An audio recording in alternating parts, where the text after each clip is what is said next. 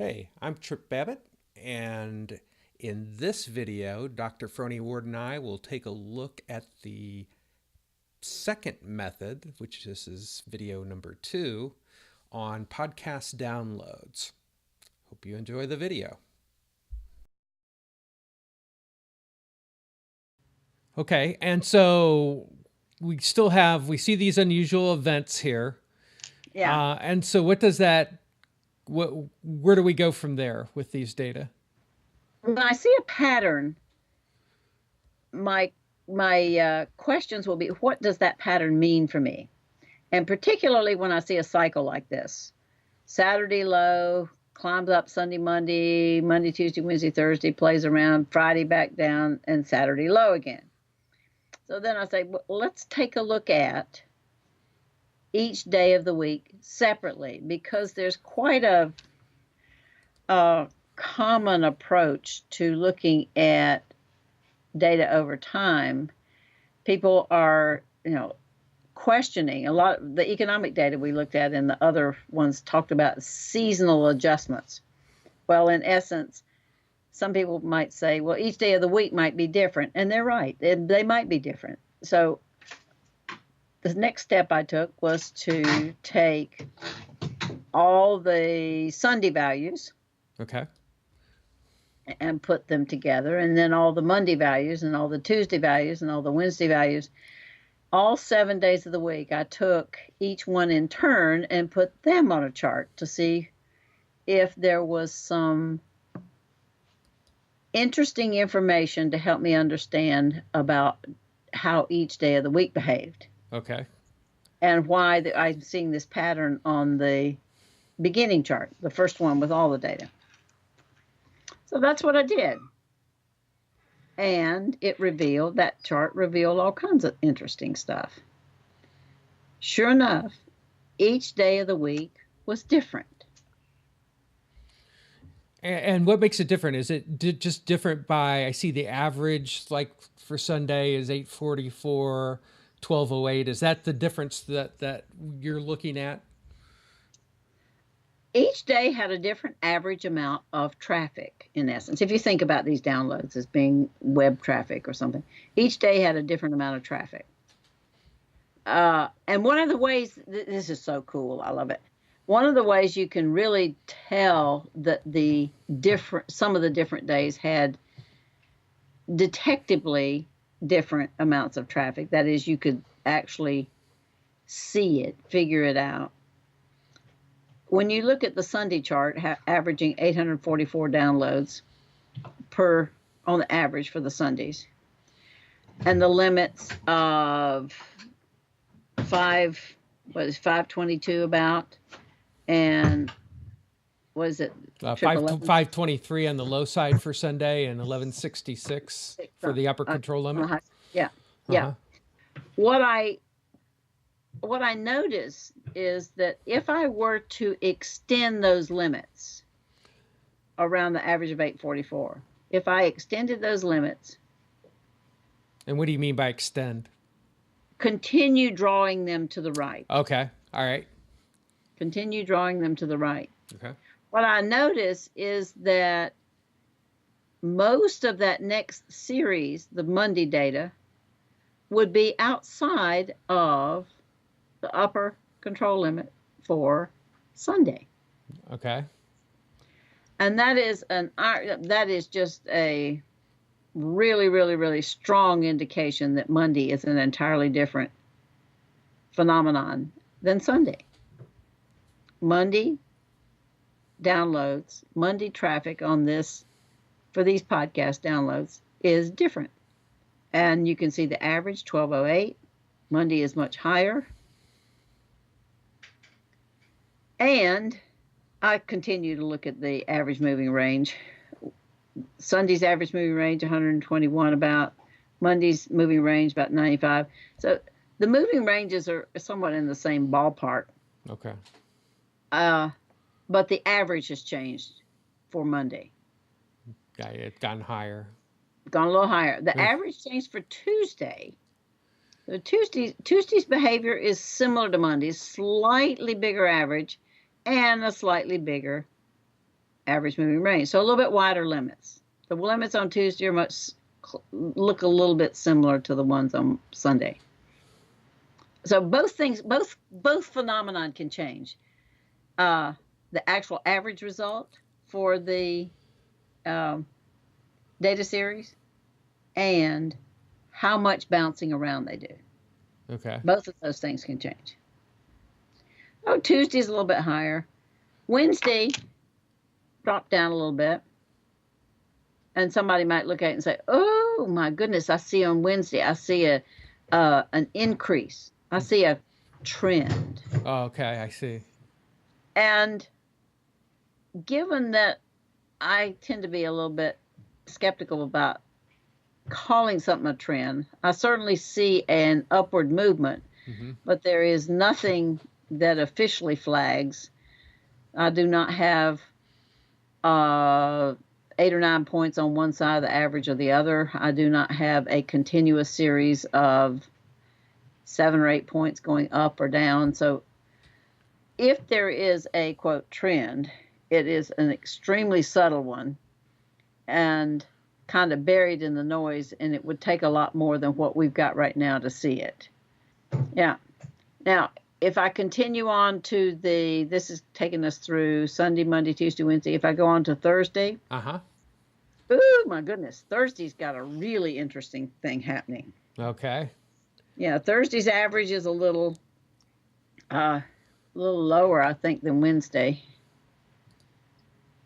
Yep. Not a whole lot, but a little bit. Mm-hmm. But now we have a point that fell outside the limits, and that's exciting to me because that tells me something's happening. Something's going on. And interestingly enough, if a point goes outside the limits, and one reason I get excited is that if a point goes out the limits to the direction I'm trying to get the data series to go, that is a direction that I would consider good or positive or an improvement, then I want to verify that what I saw was indeed improvement and indeed indicative of some actions that I was taking. So if a point goes outside a limit in the direction that I'm not terribly happy about, and in this particular case, the downloads tanked, 388 downloads on Thursday.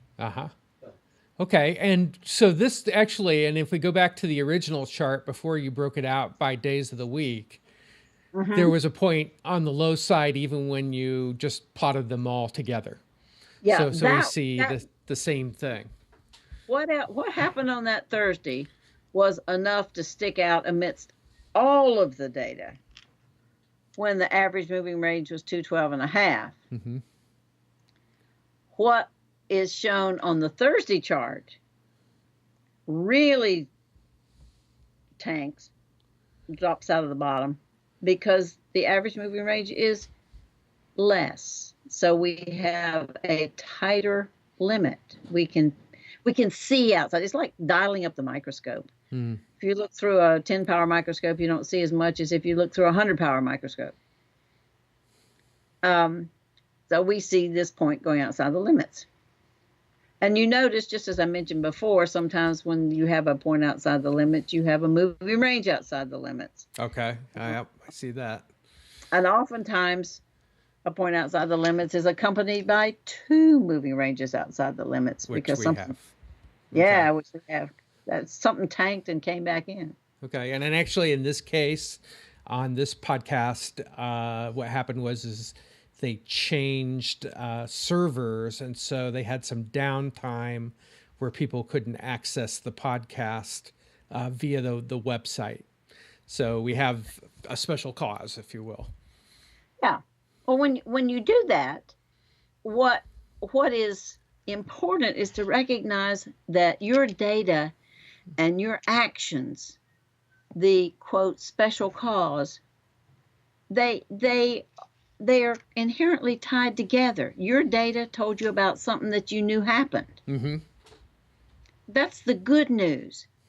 The data are talking to you about what you knew happened and quantifying it for you. Friday turns out to be a little lower on average downloads by not quite 100. And then Saturday is the low day, which was the one that I noticed to begin with in the original series. And so we're down at about 720 on an average. Yeah, and it looks like you have a point outside the limit on that Yeah. Saturday too. Isn't that cool?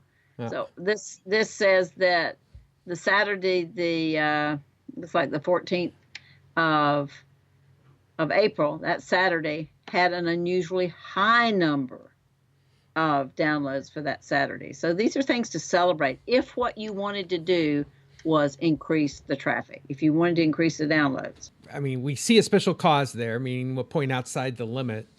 Yeah. But we don't know yet whether it's going to stay there or shift up or whether that was just a blip on the radar, so to speak.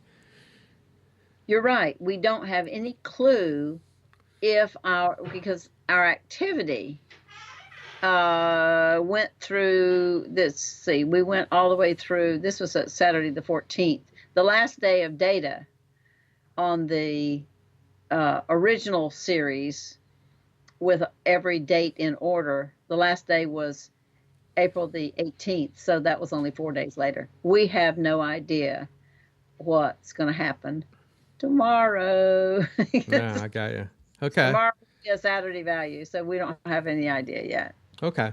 And so it's interesting that you were first able to see the pattern, from the first set of data by just charting them all. You could see the points out that were lower consistently for each day, which then led you to break it out by days of the week and chart an individual's moving range chart for Saturday, Sunday through Saturday. And then we're starting to see some of the patterns that were reflected in both data, this point that was out on the low side, and then we see one out on the high side for Saturday that we wouldn't have seen in our original data, would we? Right. So on the original chart that we had when we charted them all together, we would never noticed that was out on the high side. And the reason we never would have noticed it is because of the average moving range in the original chart. That average moving range reflected the noisiness of the download series, and it also reflected the differences in the days, because we went from Sunday to Monday to Tuesday to Wednesday. So we went from one day to the next to the next to the next on that series, and we could see a larger average moving range, the 212.5. When you go to the Saturday data only, the average moving range is at 65.9 or 85.9. Okay. It looks like it's about 65.9. 65.9, yep. Yeah. So when you do that, you end up having less noise. Saturdays all by themselves are not as noisy as the whole series with all of the influences of days of the week. And just kind of to wrap up this chart, what else could this help us with by charting data in this way? If not just for a podcast, but also for website downloads or restaurant sales or restaurant expenses or any other types of data. What would this tell us? This concludes the second of 4 videos on podcast download data. The next video will be a discussion of how to use SPC in other areas.